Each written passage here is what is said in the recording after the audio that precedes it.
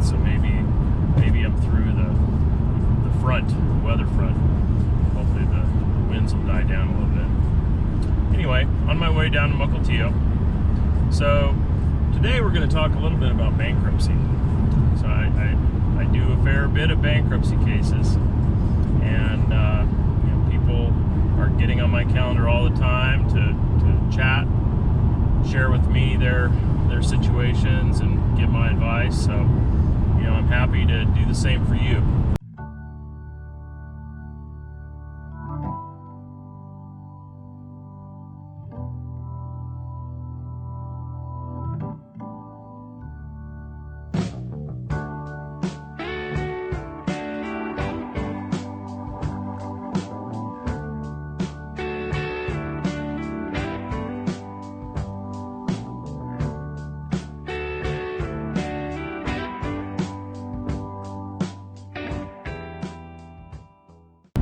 Let me just start at the beginning. So bankruptcy, of course, is a federal court process that allows people that are finding themselves way in over their heads with debt, and they're no longer able to meet their debt service payments, to seek relief from the court. So in many cases, you can actually get out of almost all of your debts, especially in a Chapter 7, and if your income is low enough. So, that's a good thing for people, because debts that are large and unmanageable, that can cause a lot of stress on anyone. So, if you're in that boat, losing sleep, not sure how you're going to meet this month's payments, and also put food on the table and pay the rent or your mortgage, then it's probably time to start looking seriously at what your options are. Okay. Now, bankruptcy is not always the option that you should look at first. I mean, you may want to weigh it, but it's not the first thing that you would want to turn to unless there's some sort of emergency. If you're about ready to have your house sold out from under you, that's an emergency, right? If your car has been repossessed and you want to get it back, and you think you can afford it if you were to get it back, you should seek out a bankruptcy attorney, talk to them, see what can be done. In many cases, that your house can be saved, your car can be saved. Those things are necessary, right? I mean, you need to be able to live. You need to be able to keep a roof over your head. And if you have a house that you can afford with your income, without taking into consideration all of the other, credit card payments and other unsecured payments, then you should try. You may be able to keep your house. You may be able to get the mortgage modified. There's options out there. With your car, if you can afford it, you need to have your car. You need to have, if it's a nice car, it's a reliable car, you may want to get that back. So those are all some of the emergencies that can arise, and you need to file quickly.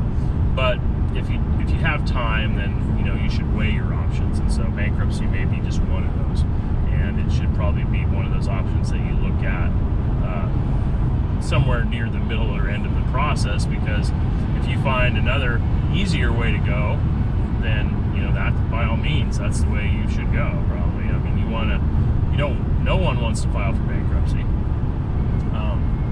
but it's not as bad as maybe some people have made it out to be. It's a tool that's there for you. So it's there for the honest debtor, as we call them, people that owe money and they're no longer able to meet their commitments. And if they're not going to be able to meet those commitments anytime soon, and the amount of outlay every month is well over what their income is, then those are circumstances that could be leading you towards bankruptcy. And while you don't rush into bankruptcy generally, you want to be careful and you want to consider as many options as you can. You also don't want to delay, usually. if it is something that you think you're headed towards, you don't want to keep putting that off. I mean, you want to take care of that now and get it over with and behind you. So you want to get that case started, get those debts discharged if possible, and then you can get on with your life, right? I mean, the more time you put between you and the bankruptcy, the better off you're going to be. So you can start to recover your credit. You can be in position to buy a house again down the road, a few years. Can't really say how many years, but that's all dependent on the person, the individual, and what you do to reestablish your credit. But it can be done. It's not something that takes usually 7 or 10 years. I mean, while a bankruptcy might stay on your credit report for those periods of time, 7 for Chapter 13 and 10 years for a Chapter 7, that doesn't mean that they're really going to impact you very much for that entire period. Yes, they will impact you greatly in the beginning. So right as soon as you filed, and then in those months and year or two after you filed, that bankruptcy on your credit report is going to count for a lot with creditors, right? But after time goes by and you've started to show some reestablishment of your credit, many creditors will start to offer you credit again.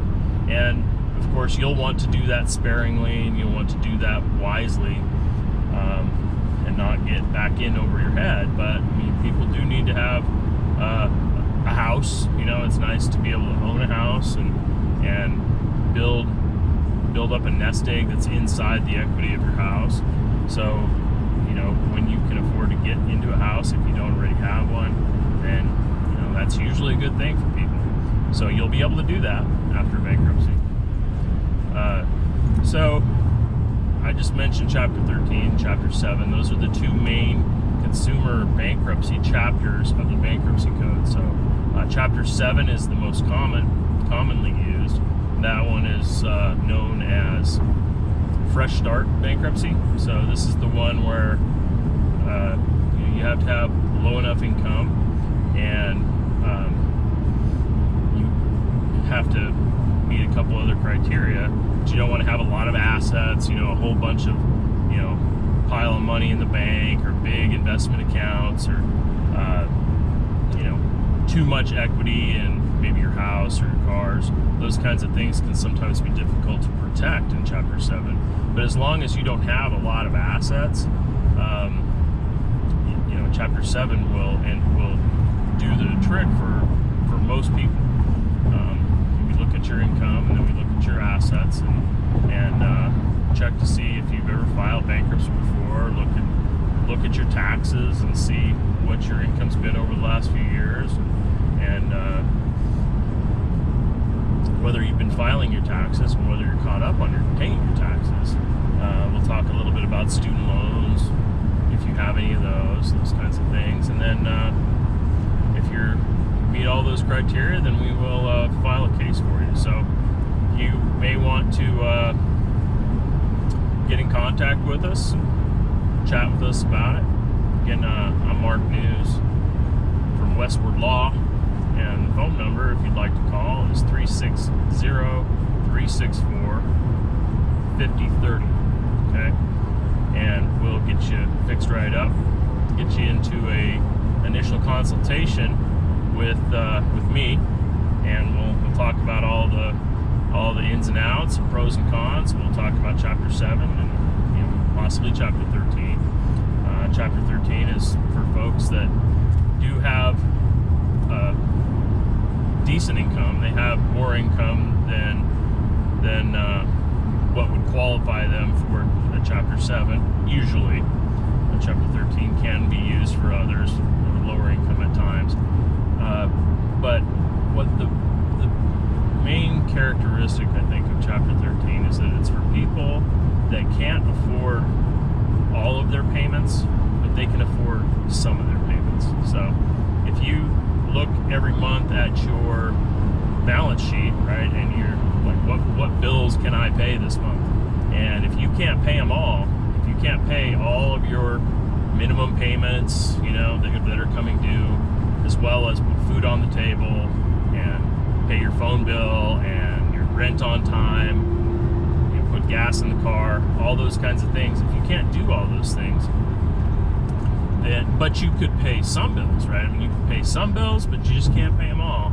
Then you may be looking at a chapter 13 as opposed to a 7. So in a 7, you're gonna, most of the time, you're gonna be able to, when you sit down at the end of the month to see what bills you can pay, you can't pay any of them, right? I mean, you don't have enough money after you've paid for all of your cost of living, your, you know, food, car payments, gas, insurance for the car, rent, you know, child care, clothing, all those things that everybody needs to pay for. And if you pay for all those and there's no money left over at the end of the month for any bill paying of any other kind, so no credit cards can be paid, you can't, you know, pay, you know, an installment loan that you have, those kinds of things. If you can't pay those, then you are probably in the chapter 7 boat, right? Can't afford to pay any of them. So that's usually the distinction, though there is some crossover and overlap between the two chapters. But if you'd like to understand that more and put your situation into that, we'd be happy to get you into our schedule. So give us a call, 360-364-5030.